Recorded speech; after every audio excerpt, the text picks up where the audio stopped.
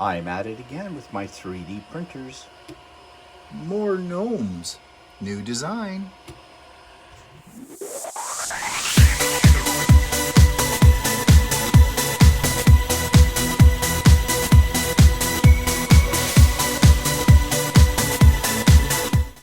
Good morning, everybody. It's Stephen here for Bland Designs and the Idiot Quilter, and welcome to my weekly vlog number 316 for Monday, May the 29th, 2023. And happy Memorial Day to all my American subscribers out there. Hope you're having a great weekend, and I hope the weather is nice wherever you are. It's very nice here this morning. Unfortunately, after I finish this vlog this morning, I need to clean house. Yes, and I hate cleaning, but it's got to be done. Okay, so let's jump right into my current projects. And the first one I want to talk about, I don't have a picture of it, is Healing Waters. That's the one with the indigenous fabric. That's the quilt I call the Quilt from Hell #2. And you know why, if you've seen previous vlogs about that, so I don't need to reiterate how horribly written the pattern was by Patty's Patchwork. Did I say her name? Yes, I did.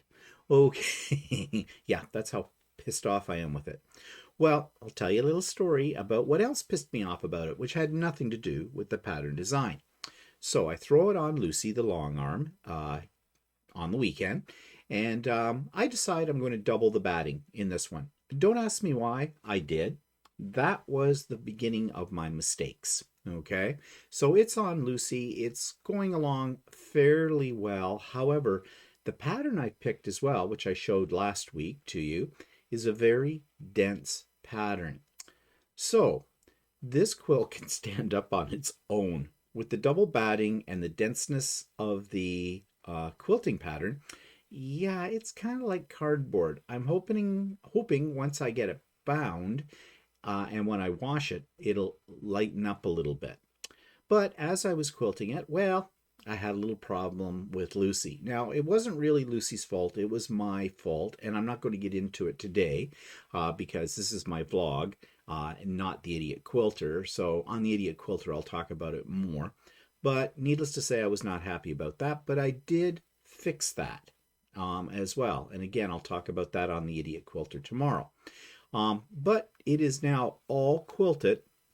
All it's waiting for is to be bound and then thrown in the washing machine, as I said. And I'm done with the Quilt from Hell #2. Okay, and I'll show it to you whenever. You're not probably going to see it for a couple of weeks because I don't know if I'm going to get it done before we leave for the East Coast, and more about that in a few minutes. I did start another project, however, and this is the first panel of this quilt. This is the Mirror quilt. I showed you the pattern last week, and this one might be for my sister-in-law.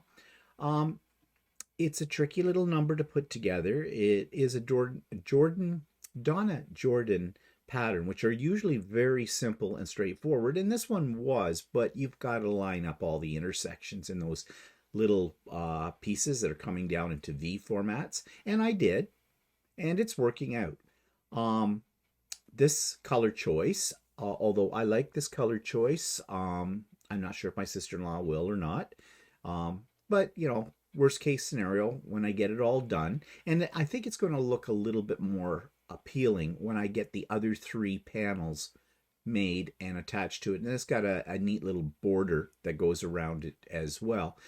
It'll be fine when it's done. It's very modern in its look.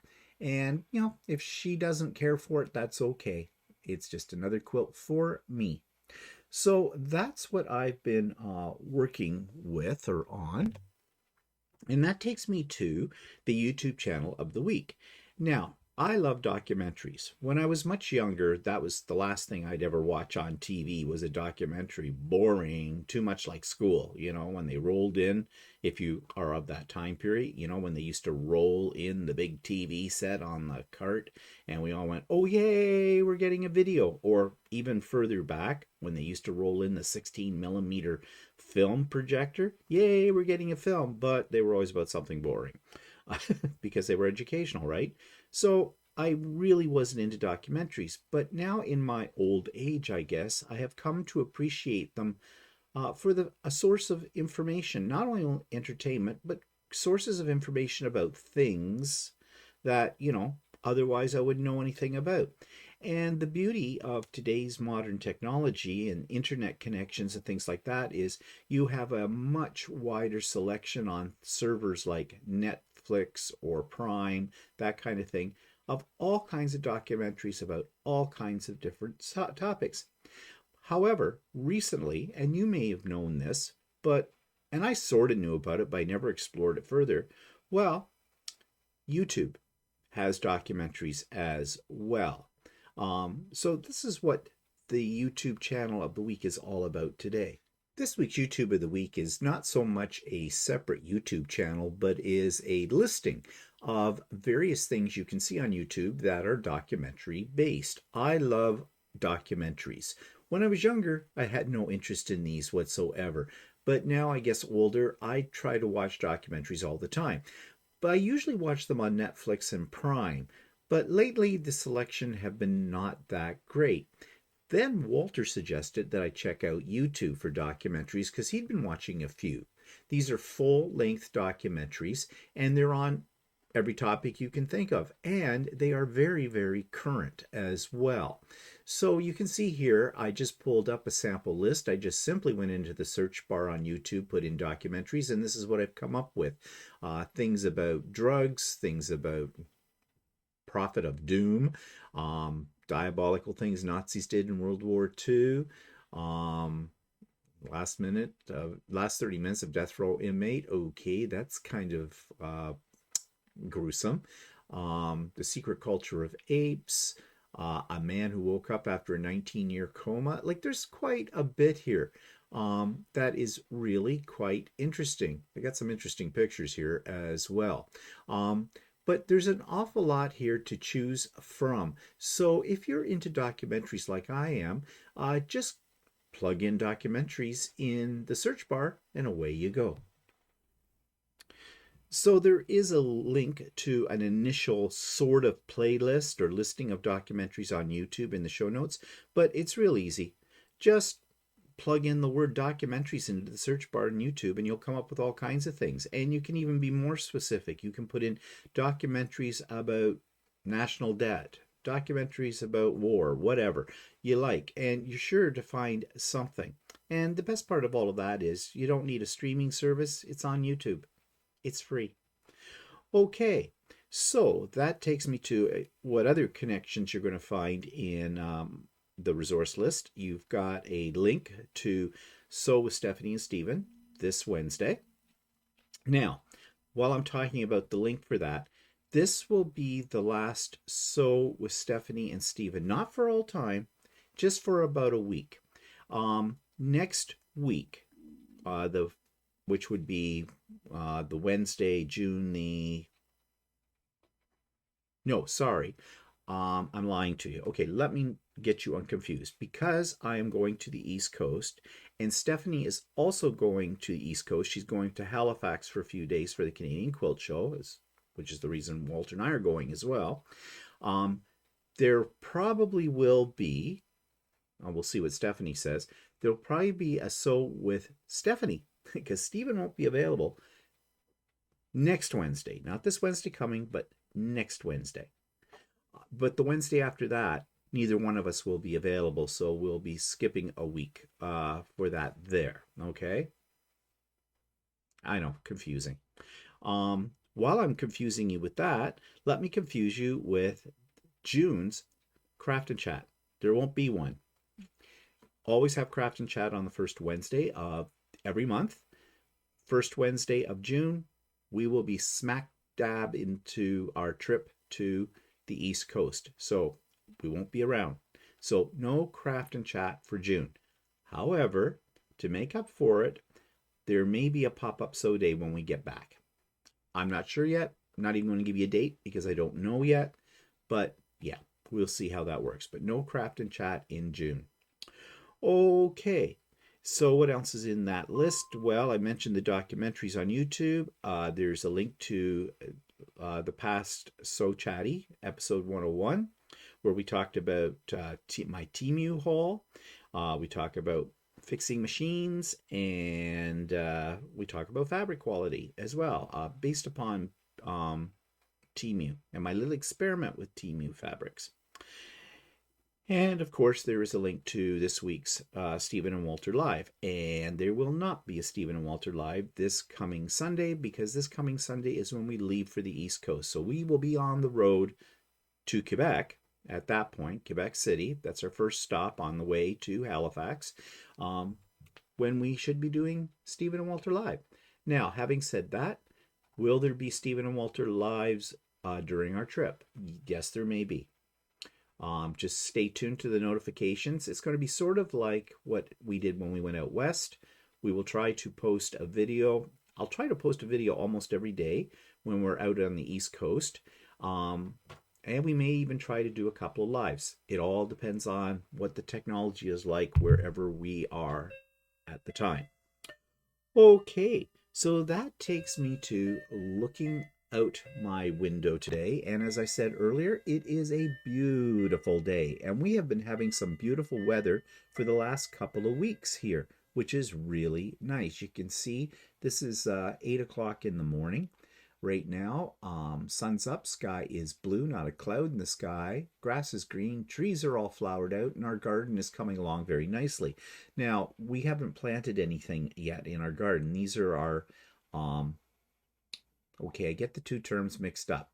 These are either annuals or perennials. I think these are what they call perennials. Whatever comes up every year, okay? You can see a hostas there, and we have a few other little greeny things. And don't ask me what they are in there. I haven't got a clue. I don't do the gardening. Walter does. I like the way a garden looks. I just don't like working in them. Possibly bad memories from childhood when I used to have to weed all the flower beds in my parents' home.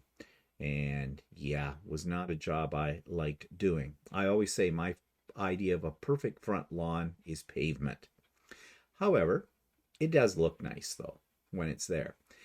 Thank goodness that Walter kind of likes doing that kind of thing. So anyways, that's what today's looking like, and the temperature right now at 8 o'clock in the morning is 17 degrees C, and I think the high is going to be 28, 25, 28, something like that, which is nice, very nice. So yeah, but the long range forecast looks like we're going to have good weather at least up to next Monday. There isn't any rain in the forecast. So that's nice, especially with us traveling. I hope the East Coast is like that. It would be very nice to have sunshine every day when we're in the East Coast, as opposed to when we were in the West Coast and every day had rain, pretty much. Yeah, we'll see how that all works out. Nothing you can do about the weather, and it's whatever it is, it's not going to put a damper on our plans. Okay, so that takes me to what's pissing me off this week. Well, you've already heard this story, so I'm just going to touch on it briefly and then move on from there. Walter took his car in to be serviced because we're taking that car, we're driving all the way to the East Coast, and you want to make sure everything's running smoothly when it comes to your transportation.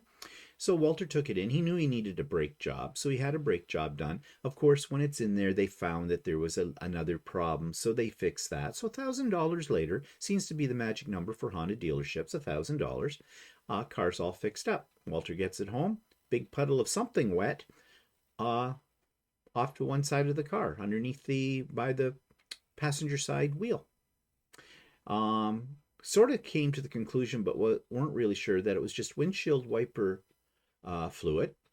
However, Walter took the car back in, and yeah, they had found a mouse nest in there, and they must have chewed through the line. Bullshit. I call bullshit. It's possible a mouse nest could have been there, but our car is not sitting out in an open field 8 months of the year with the grass growing around it. The car gets driven every day. Now, some of you commented about this when I mentioned it on So Chatty the other day, that you have had that problem as well. Okay, it is a possibility, but they were supposed to do an inspection of the car, top up all the fluids, do all that kind of stuff, and you'd think, they would notice a mouse nest and mention it and yank it out. Yeah, I call bullshit. Anyways, long story short, it was their fault. Now, Why? Why did they have to go to the elaborate lie of saying there's a mouse nest? They showed Walter very quickly on somebody's phone. Oh yeah, this is what was in your car. I said to Walter, did they send you a copy of that picture? No, he didn't ask. Didn't think about it at the time. Well, mainly because it took him by surprise, right? Hindsight's 2020, isn't it? I mean, I could think of all kinds of things that he could have said at that point in time, but anyways, they did fix it and everything, and it's fine now. Good. However, why couldn't they just say, "Oh, we're so sorry. We must have hit that tube and knocked it ajar when we were working on the other problem in your car. We'll get that fixed up for you right now, sir. We're so sorry." But no, they have to make up a tale. And that just makes me question their honesty. Well, I was questioning it anyways because this particular dealership in Whitby, Oshawa Honda suck. They really do. They're scam artists, to say the least. They're a horrible, horrible dealership. In fact, many of the Honda dealerships are not that great these days as well. So there you go. This problem stems from head office more than anything else as well. So, but why couldn't they just been honest? Because then we would have said, well, okay, accidents happen. Glad that's all it was. They fixed it up for nothing. So yeah, of course they're going to fix it for nothing, and we're done with it. But no, they have to lie, and that makes you question their honesty about all other aspects of their dealership, right? Well, they do sell cars, and we all know what car salesmen are all about, don't we? Sorry if you're a car salesman or related to one, but I haven't met one yet that was honest. I know, I'm sorry. I haven't. In my years here on the face of this planet, they are on the bottom of the list for people I will trust for anything. And this extends into other areas as well. And this is what I want to talk about. Why is it that we have to get on the offensive every time we walk in and deal with somebody about a product we have bought or are about to buy? Why is it that we can't trust anybody? That there is always something that smells of scam. This world is full of scams. I am sure you know that. I mean, phone calls for duct cleaning, emails coming from foreign places about money that they need help with because, Mrs. Timbuktu passed away, left millions and millions of dollars to charity, and they need somebody in your country to manage the funds because of this, that, and the other thing. Yeah. Think of things that come on your cell phone. Constantly. We're constantly bombarded by scams. So, after a while, you get to the point where you can't trust anybody. I got a phone call the other day from a salesperson from Bell. Bell is one of our major internet and telephone providers here in Canada. And they start off with, and I always love it, "Hello, sir. How are you today?" Well, I was fine until you called, is what I want to say. I'm fine. Well, the reason I'm calling you is because you're such a loyal customer that we have some special offers for you. Yeah, you tell everybody that you call on your list is a loyal customer and you have specials, so you know you're being scammed. Do you have a minute that I can ask you a few questions? Sure. So, what kind of television programs do you enjoy? Oh, I like dramas and comedies and documentaries. Okay, what about sports? I know where this is going. Nope, never watched sports. Okay, well, I can see here that you have the basic package for your television. Now, we have, a special right now and this is where they're trying to sell me more channels. Yes, I know I have basic because I dropped it down to basic. We used to have all the channels. It used to cost us, $75, $80 a month for stuff we weren't watching. And quite frankly, we have an Apple TV box. We subscribe to Netflix. We have Prime Video. And we have the Disney Plus. We have more than enough to choose from. I do not need any more channels. So I said to her, "No, not interested. Thank you for your call. If you're trying to sell me a package, well, I'm not interested." Oh, okay. Thank you, sir. Bye-bye. Now, is that a scam? Yes, it is a scam. They lied to me. They don't know me from Adam. Okay? They're telling me I'm a loyal customer. Right there, the red flags go up. Yeah, right. Um, they're not offering me anything for nothing. They're not offering me a reward because I'm a loyal customer or anything like that. That is a type of scam. Mind you, it's a sales scam, but isn't that what we run into every day? You go into a store, a furniture store, and the salesperson comes over to you. And they always try to upsell you, don't they? And not just in furniture stores, any store where there's people there working on commission. I know it's their livelihood. The more they sell, the more they make. Yeah, I get that. Um, and I think they should stop commission sales. And many places have. Many places put people on a salary. But there's many out there that don't still, and so of course they're trying to upsell you. Okay, you're looking at this item, but there's a better one just around the corner they're going to direct you to. And they have all kinds of plans, don't they? For making it easy for you. Don't pay a cent for 3 years. No interest. Yeah. So you get thinking the whole way that scam works is, well, wait, if I don't have to pay in 3 years, then I'll set the money aside every month, but I'll wait until 3 years is up and I'll pay the whole thing in a lump sum. So in the meantime, well, I could get the matching love seat for that couch, or I could get some end tables, or I could get something more. That's what they're bargaining on as well. They're also bargaining on the fact that you probably won't pay after that time up front, and they'll put you on a financing plan and charge you exaggerated amounts of interest as well. It's a scam. You can't trust anybody selling anything. You can even get scammed by stores that are being run by individuals like on Etsy or eBay or things like that. So, no wonder we trust no one. And it goes beyond sales, it goes into our government.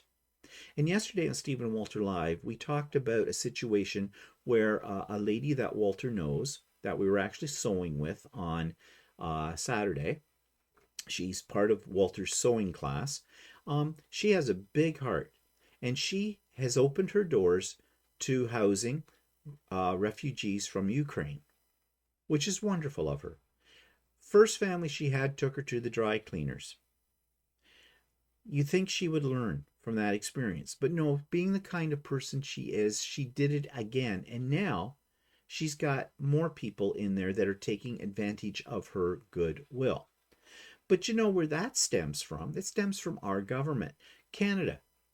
Okay, when people think of Canada, they think of us as peaceful, apologetic, because all we do is say sorry all the time, people who, in times of trouble around the world, you can depend on Canadians to be there as peacekeepers and as a source of money to help out with things.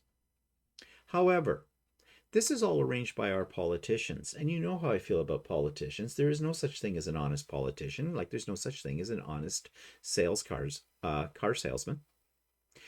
Politicians speak a big line. We all know that.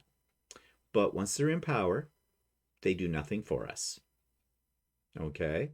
The only reason politicians are in politics to start with is for the power and for the money. And put that on a grander scale, our Canadian government may be opening up its arms to help out with a crisis, with a humanitarian crisis in Ukraine. However, there's another reason they're doing it, but we don't know what that is because they lie to us. There's another reason. There's an ulterior motive. I don't know what it is, but I can imagine it revolves around one of two things or both of these things. More power, more money in some form. So yeah, am I tainted by this kind of stuff? Yes, I am. Am I cautious with everything that I buy or with people I deal with in the business community or in politics? Yes, I am. Why wouldn't I be? There's just too many people and institutions out there that want to scam us. So, what are we going to do about it? Consumer beware? I don't know. Trust nobody. Isn't that sad? Okay, let's move on away from that depressing topic, shall we, to new products. And I've already done on So Chatty my Temu haul, and I have to say I'm very impressed with what I got and the price I paid and with the way it arrived to me.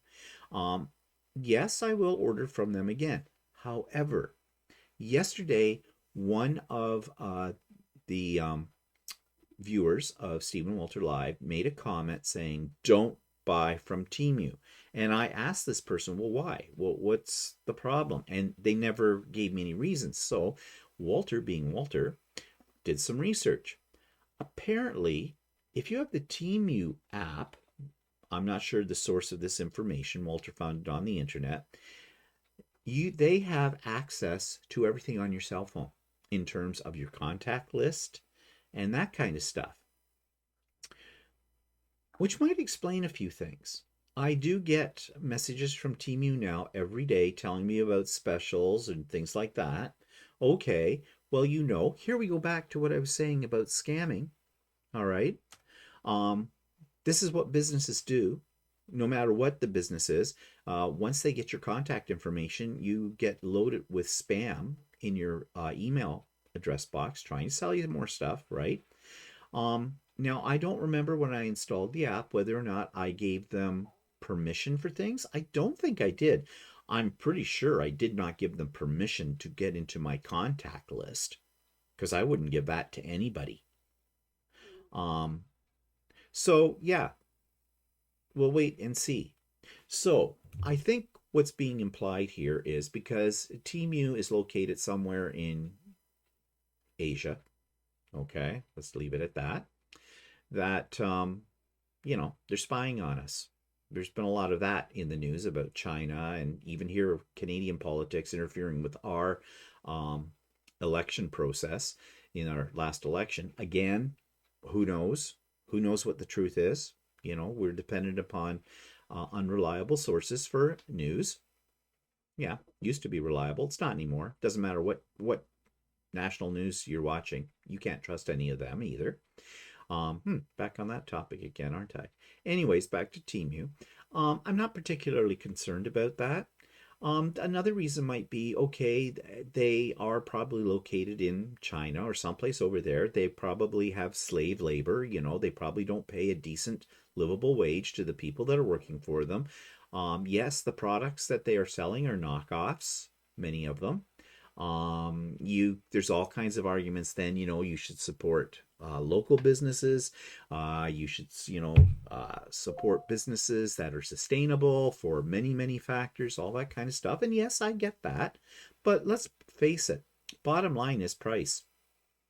If you can get something that works for you and it's at a cheaper price, you're going to order from places like Temu, and I intend to continue doing it. Maybe I'm not being politically correct or whatever, but I'm saving some money. I was very happy with the little wonder-like clips that I bought from them. I was very happy with my strand of LED lights. That got me giddy. If you saw the So Chatty, you'll know why. Fabric, no, but I didn't expect I would be overly impressed with that. But 54 by 4 inch squares for $3.98. Hey, let's give it a shot. It's only $3.98.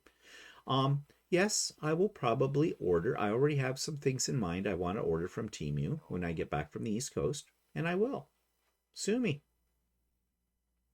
So maybe you want to be more aware of that. Maybe it bothers you that, like for the things I said earlier about that, you do you.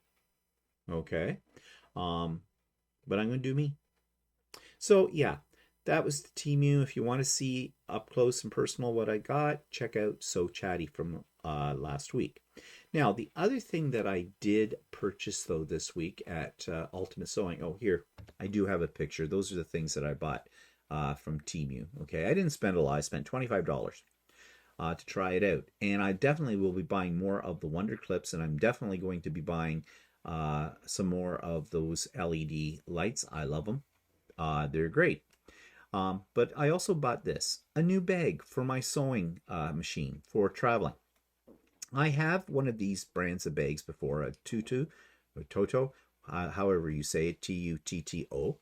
Um, and please, you don't need to waste your time in comments telling me how to say that word. It doesn't matter that much to me, okay? So save your energy. So yeah, now I have one of these bags already, but it's broken. And the reason it broke is because there is no way to lift the bag up. If you've got to drag it up a set of stairs or steps or something like that, there is nowhere where you can get a hold of it. Now, yes, there is a handle on the top of the bag, but sewing machines are heavy. And of course, we pack it full of all kinds of other things. That little sucker weighs a lot. If you hold it up by that handle, the little leather handle, not the big drag it handle that's there, there's a possibility that the zipper that handle's attached to, that zipper cover, will pull apart.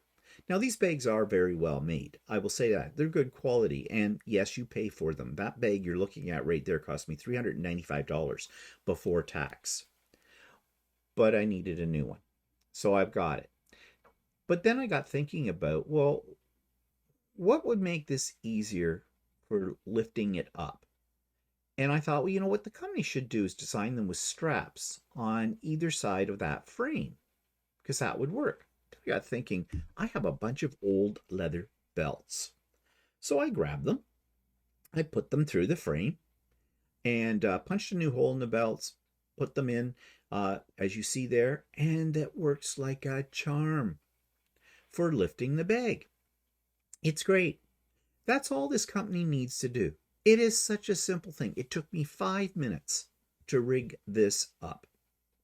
So I wrote to the company and I told them about this and I sent them a picture of it and I got a message back from them. Thank you. That's it. Obviously, this company doesn't really care about that design. Now, when I was discussing this yesterday on Stephen and Walter Live, several people mentioned, yeah, they have these bags too, and it would be great to have handles on them so that you could lift the bag up. It's such a simple thing. Why is it this company can't do that? I mean, you're paying a lot of money for this bag. Really? But apparently, they have their reasons. Whatever. Now, somebody else said they bought a different type of bag that did have handles on it for lifting it up, and they're very happy with it. I don't know what the brand was. The reason I went with this brand is simply because this is the brand that is sold at my local quilt store. That's where I got the first one. I really didn't investigate other brands. And as I said, this is very well made. And I like the color. They started coming out with this very colorful covering kind of a thing. But anyways, that's something new I bought. Okay, so that takes me to the grow lights and an update on those. Well, things are about the same as always. Grow light number 1, you can see we've got a good crop of lettuce coming on. Our basil or basil, whichever way you want to say it, is doing very nicely. And here in this tray, I don't know if it's more lettuce or what it exactly is that Walter planted in there, but it's starting to peak up. So that's coming along. Tray number 2. Okay, our green onions have gone weird under here, but they are green onions. They work very well. Some more lettuce. This patch of lettuce, I think this is probably on its last, regeneration with this. So we'll leave it, maybe eat some of it this week before we go. And when we come back, plant a new crop. And I have no idea what this is. What Walter has growing here, but it's something and it's growing. And of course you can see our little sticky things with the little bugs that come out of the dirt. Yeah, that's one of the downsides of growing these things. These little gnats or something are all over the place. Now, these little sticky papers, and notice this one's fallen off, really do work. So you're not using any kind of pesticide or anything, and we are going organic on our plants here. Funny thing about the little gnats, they seem to commit suicide in our bathtubs. You go in our bathtub up in the master suite off the master bedroom, had a lot of them. little carcasses in there. We don't use that bathtub. We use the shower stall. But there it was. I cleaned that all up. And down here, the bathtub that's in the bathroom downstairs too. Yep, they like that. They get in there and die. So okay, you got to clean the bathtubs out, a little bit, or you got all these little black specks sitting there. But anyways, they are a bit of a pesky thing. But these little sticky papers do work for the most part. Yeah, you'll see one fly by on occasion. You just get used to it. Tomatoes, peppers, the jungle. The jungle's doing very well in here. We have had some of the peppers off of this, and here is some of them. The red ones aren't very big yet, but they're coming. The other ones are getting up there in size too, so we have more. I picked a green pepper the other day as well, used it for cooking. And it's really nice because they're really fresh. They do have a different taste than the ones in the grocery store. They just taste fresher. I don't know if that's my imagination or not, but they do. And it's nice to know that I know there is nothing on these. I mean, I still wash them, but there isn't anything on them in terms of chemicals or anything like that. So, yeah, I would say our little grow light experiment, and we're still experimenting with things, is working out very, very well, except for celery. Walter's trying to kill my celery. Now, last week I showed you a picture of the celery and it looked really great. When I took this picture, actually, it's starting to perk up a little bit. But I got the idea that maybe it needed more light. So I put it down into the jungle grow light system, in with the tomatoes and peppers. And Walter has water in a big Rubbermaid container kind of thing in there, which kind of keeps everything moist. Because tomatoes suck up a lot of water, so do peppers. I put that in there as well. He had topped it up, so this thing was getting a lot of water, through the bottom of the pot, because there are holes there for that. And it was looking kind of deadish. It was badly wilted. Now, it was either overwatering or too much light, because the grow lights in the jungle are on 16 hours a day. So I moved him back up to the kitchen counter, and we'll see what happens there with him. It's either that or it needs to be planted outdoors. I don't know. We'll see. It's an experiment. Okay, so yeah, that's how the grow lights are going. And once we get back from the East Coast, we'll be working on getting our container gardens up and going as well. And I always love those when they're out there and growing, because not only do they provide us with more tomatoes and peppers and herbs and other things that we grow there, it's just beautifully green through the whole summer, and it looks so nice on the deck sitting out there amongst all of that. So yeah, but we can't do that until we come back from the East Coast, which might be getting a little late in the season for starting things. But yeah, we'll have them more into the fall then, depending on how cold it gets, in about September and things like that. But we don't want to plant it before we go out to the East Coast, because there'll be nobody here to water them. And they need to be watered every day on our deck, because it's a western exposure. And, it gets so warm out there some days that you could fry an egg on the deck. Okay, so that takes me to the 3D corner. And I told you last week that I had ordered and was going to install a new direct drive extruder. Well, there's the beast. I did install it. It's working like a charm. That means that now 2 out of my 3 machines have this system on them. So when we come back from the East Coast, I will order another one and get the last machine set up with this. This took me a little longer to install than I thought it was going to take me for some reason.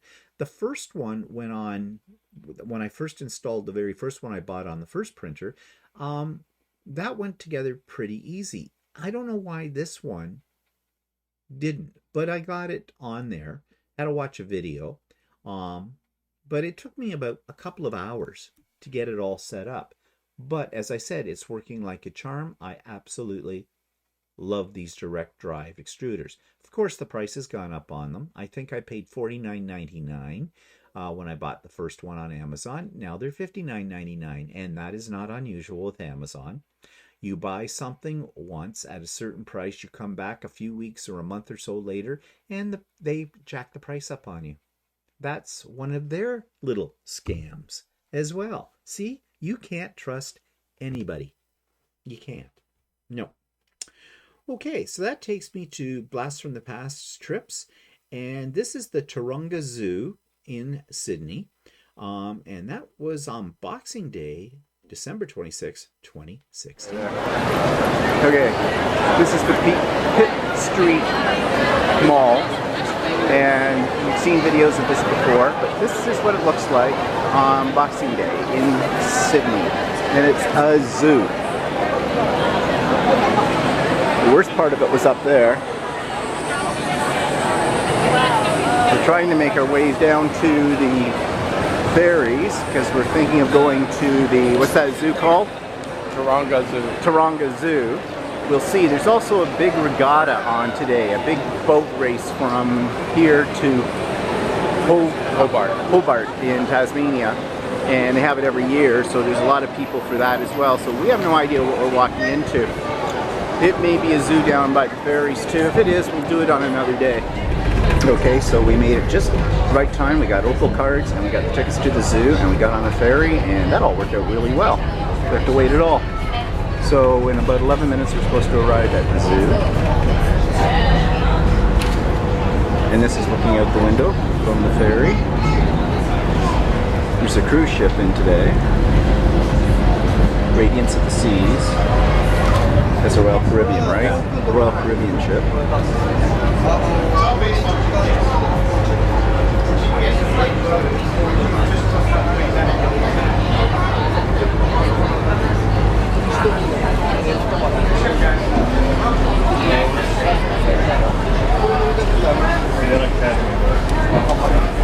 And today is Boxing Day, as I said before, so everybody, it looks like they're up shopping because, well, there's a fair number of people on this ferry going to the zoo, but it's not full, so that's a good thing.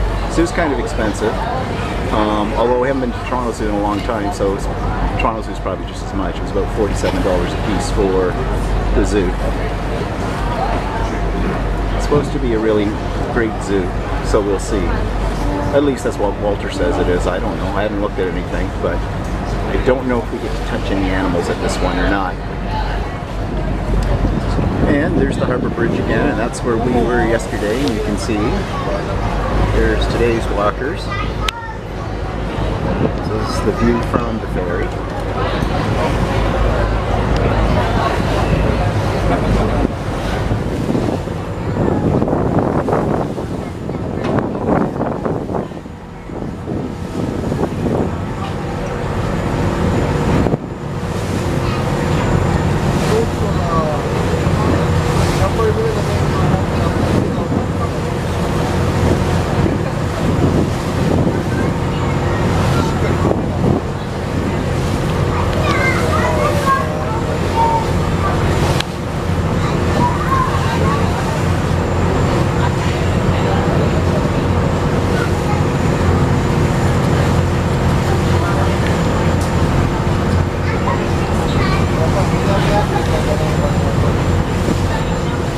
And this is what the ferries look like. This is another one exactly the same as the one we're on.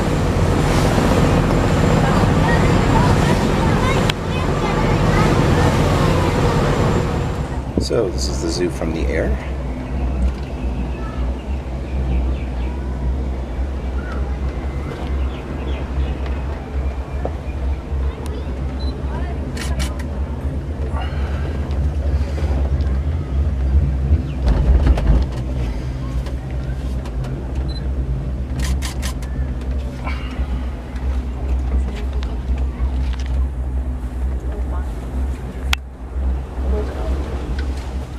So right now we're on the Australian walkabout part of the zoo, and this is the aviary. So I'm assuming very shortly we'll probably see some birds. Maybe we'll see those ones that I've been taking pictures of that look to me like they might be a snipe, but I don't know if they are or not. Oh, what's that? This is the aviary. This is the aviary right here, yeah.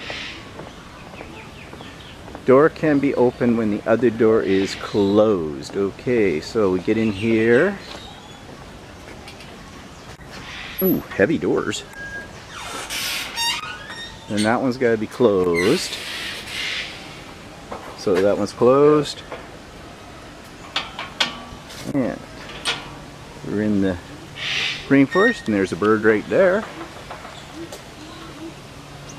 Probably want a cracker? I guess not.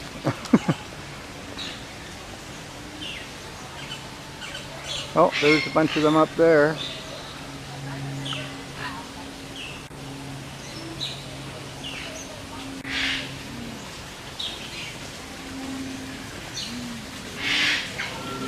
Well, there's birds in here. I can hear them.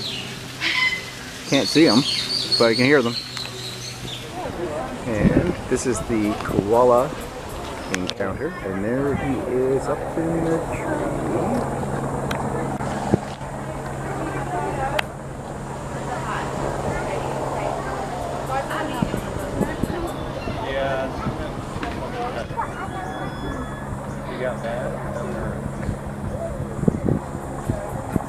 And here he is, up close and personal. It's a little sleepy time for him right now, I guess. Apparently you can go in and pet them, you pay a separate admission, but we've already saw that at one of the other zoos, so not going to bother. Besides, they don't look like they're really that excited about being petted. Considering they sleep 22 hours a day. When they have them woken up to be petted, they're like eating into their 2 hours of food time. Although this one does not look like he's too undernourished. So here's the back end. A redneck? A red swamp? Redneck. What, that's what this is? No, not that one. That's a kangaroo. That's kangaroo. Those things over there are wallabies. Oh. Okay, so these ones are wallabies.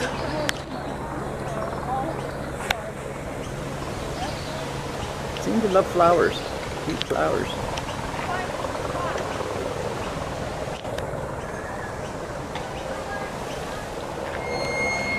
Look how cute that is. Posing for his picture.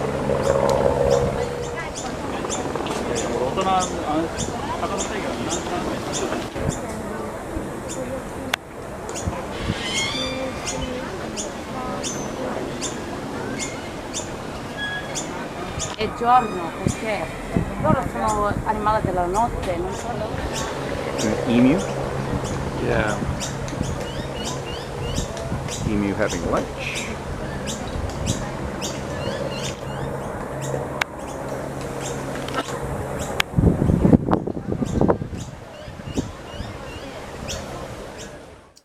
So what happened in the past week? Well, I did get back my serger. It's all fixed and ready to go. I have not heard anything about my iron yet, so I don't know how long that's going to take.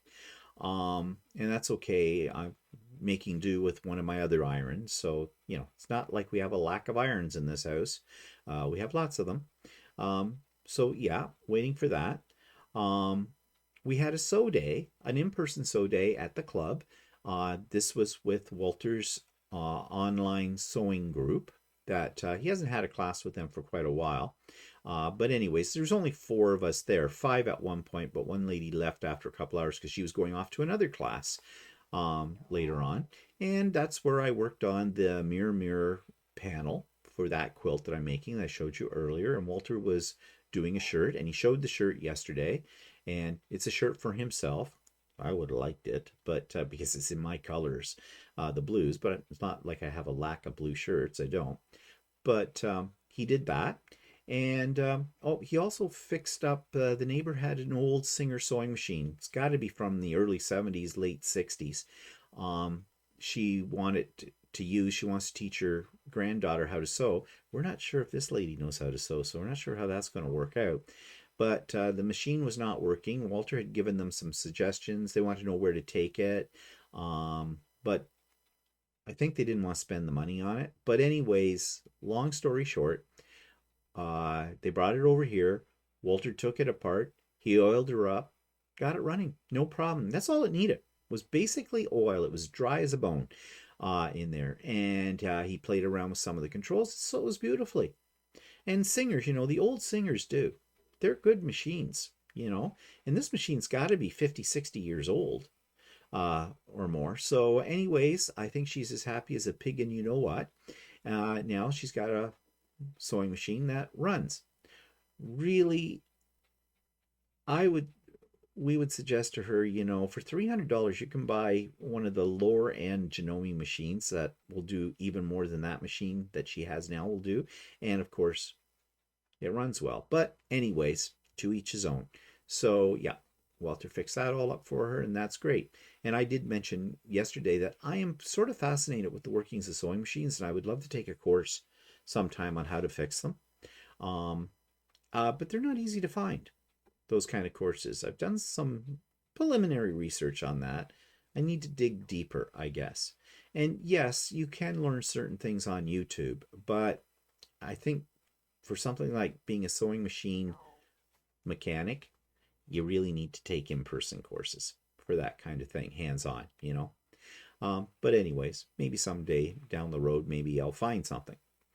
Okay, so yeah, that's the past week. So what's coming up? Well, of course, the biggie. On Sunday, we leave for the East Coast. So I've got to get things ready for all of that. I got to get my packing. I have my list. Always make a packing list so I don't forget anything.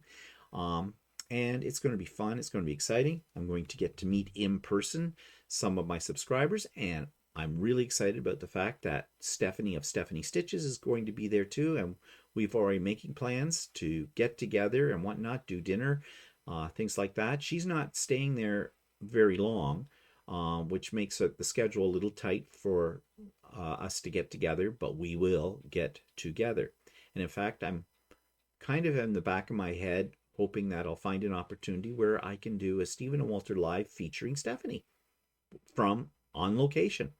Yeah, there's a lot of factors in there that have to be fit in, so I'm not making any promises about that, but that would be ideal if I can. So yeah, we're getting ready for that. And part of the process of getting ready for that is I need to clean my house.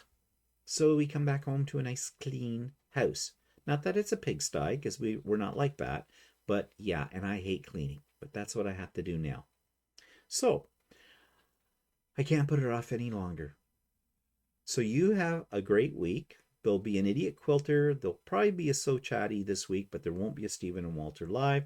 But look for us next week coming to you from the East Coast of Canada. Have a great week, and we'll talk to you later. Bye-bye for now.